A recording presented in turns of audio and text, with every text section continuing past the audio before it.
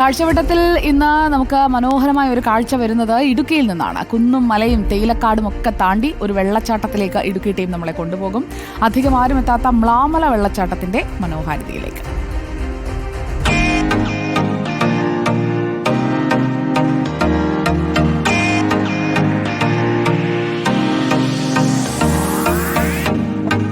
ഒത്തിരി വെള്ളച്ചാട്ടങ്ങളുടെ നാടാണ് ഇടുക്കി. നമ്മളും ഒരു വെള്ളച്ചാട്ടം തേടി ഇറങ്ങിയിരിക്കുകയാണ്. മ്ലാമല വെള്ളച്ചാട്ടത്തിലേക്കാണ് നമ്മളുടെ യാത്ര. ആ യാത്ര ഇവിടെ നിന്നങ്ങ് തുടങ്ങുകയാണ്.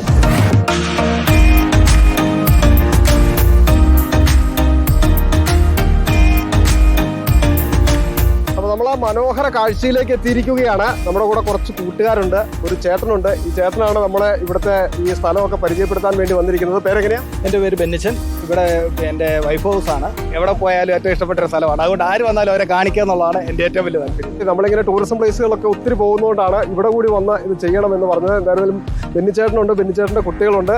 ഇവരുമൊക്കെ ആയിട്ട് അടിപൊളിയായിട്ട് നമ്മൾ ഈ കാഴ്ചകൾ കാണുന്നു.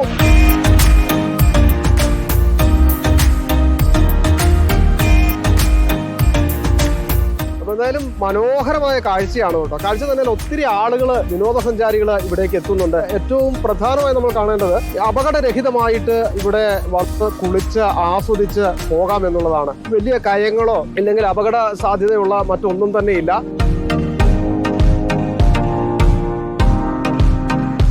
ഇന്നിപ്പോ നല്ല വെയിലായതുകൊണ്ട് ആ ചൂടത്ത് ഇതിനകത്തേക്ക് ഇറങ്ങുമ്പോൾ നല്ല സുഖമാണ്. കുറെ ആളുകൾ, വിനോദസഞ്ചാരികൾ അവിടെ എത്തിയിട്ടുണ്ട്. അവർക്ക് എന്താണ് പറയാനുള്ളതെന്ന് നമുക്കൊന്ന് ചോദിച്ചു നോക്കാം. അണ്ണേ, തമിഴ്നാട് എങ്കിരുന്നു വരங்க? மதுரை. ஃபர்ஸ்ட் டைமா கேரளா? கேரளா ஃபர்ஸ்ட் டைம் வரோம். சூப்பரா இருக்கு கேரளா. செம்மையா இருக்கு. இந்த அருவி வந்து வேற லெவல். செம்ம என்ஜாய் பண்ணேன். ஃப்ரெண்ட்ஸ் எல்லாம் ஜாலியா என்ஜாய் பண்ணேன். சூப்பரா இருக்கு கேரளா.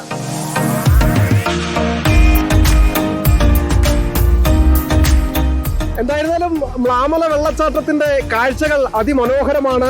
ഈ തടാകത്തിലെ തണുത്ത വെള്ളത്തിലെ കുളി അതിരും സുഖം പകർന്നു നൽകുന്ന ഒന്നാണ്. ഈ കാഴ്ചകളൊക്കെ നിങ്ങളെ കാത്ത് ഇവിടെ തന്നെയുണ്ട്. ഞങ്ങൾ മറ്റൊരു കാഴ്ച തേടി യാത്ര തുടങ്ങുകയാണ്. വീഡിയോ ജേർണലിസ്റ്റ് ജിതിൻ ജോസഫിനൊപ്പം reporter Sandeep Rajakkad, in reporter Idukki.